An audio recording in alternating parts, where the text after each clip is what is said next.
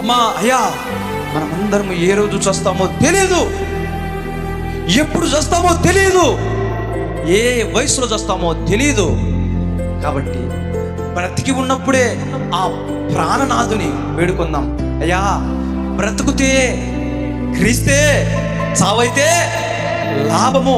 అట్టి రీతిగా మనమందరము ఇట్టి రీతిగా మందిరంలో కూడి ఆయన ఎదుట పశ్చాత్తాపం పొంది, దేవా నీ యొక్క పరలోక పిలుపుకై నేను వేచి ఉన్నానయ్యా, నీ యొక్క పరలోక పిలుపుకై.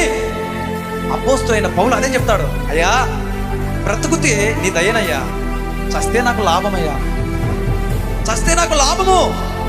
క్రైస్తవుడైనడు ఎవడైనను మరణానికి భయపడాల్సిన అవసరం లేదు. మరణానికి ఆయన ఒక వాగ్దానం చేశాడు, ఎవరైనాను క్రీస్తునందు విశ్వాసం ఉన్న ఎడల వాడు మరణంలో నుండి జీవంలోనికి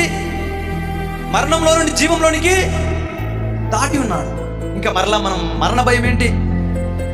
ఆనాడు దేవుడు అన్నాడు కదా, ఓ మరణమా నీ ముళ్ళెక్కడా, ఓ సాతానా నీ విజయమో ఎక్కడా అని గద్దించేశాడు, అనగ త్రొక్కేశాడు.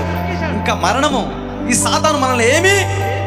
కాబట్టి బ్రతికున్నప్పుడే అమ్మా, ఎప్పుడు చనిపోతామో తెలియదమ్మా.